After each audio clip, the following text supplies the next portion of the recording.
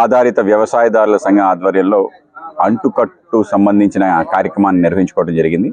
దీంట్లో అనేక మంది ఔత్సాహికులు పరేటి తోట, మిద్ది తోట పెంచుకునే అందరూ ఇక్కడ రావడం జరిగింది. అనేక రకాల అంటు విధానాలు వాళ్ళు తెలియజేయడం జరిగింది. మనందరం కూడా ఆరోగ్యకరమైన ఆహారాన్ని తినడం ద్వారా మనని మనం రక్షించుకోవడంతో పాటు భూమిపై భారాన్ని కూడా తగ్గించే అవకాశం ఉంది. అలాగే అనారోగ్యం పాలు కాకుండా మనం కాపాడుకునే అవకాశం ఉంది. ప్రకృతిలో అతి ముఖ్యమైన అంశం ఏంటంటే అంటుకోవటం. అంటే ఒకళ్ళు కలిసి మరింతగా పోషకాలు పెంపొందించుకునే ఒక వ్యవస్థ ప్రకృతిలో ఉంది. దాని నుంచి మానవులు కూడా తెలుసుకోవాలి.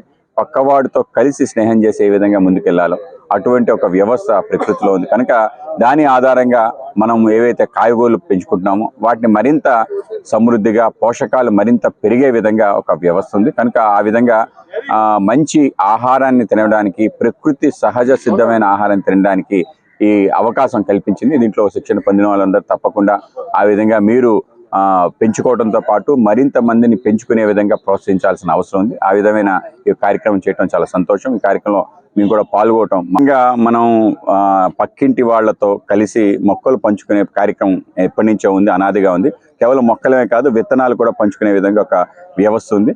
కనుక ఆ విధంగా మనం ఇచ్చిపుచ్చుకునే ఒక వ్యవస్థని మరి పునరుద్ధరించి మన ఇంట్లో పెరటిలో పండిన పంటని పక్కింటి వాళ్ళకి ఇచ్చి వాళ్ళ దగ్గర పంటను మనం తీసుకోవటం, వాళ్ళకి మరింత నాణ్యమైన కాయగూరలు పడితే ఆ నాణ్యమైన కాయగూరలు మన దగ్గర కూడా దిగుమతి చేసుకునే విధంగా ఒక వ్యవస్థను మనందరం కలిసి నిర్మాణం చేయాలి.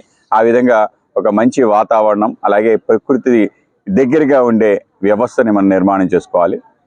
ఆ కార్యక్రమాన్ని మన గో ఆధారిత వ్యవసాయదారుల సంఘం నిర్వహిస్తుంది. చాలా సంతోషం.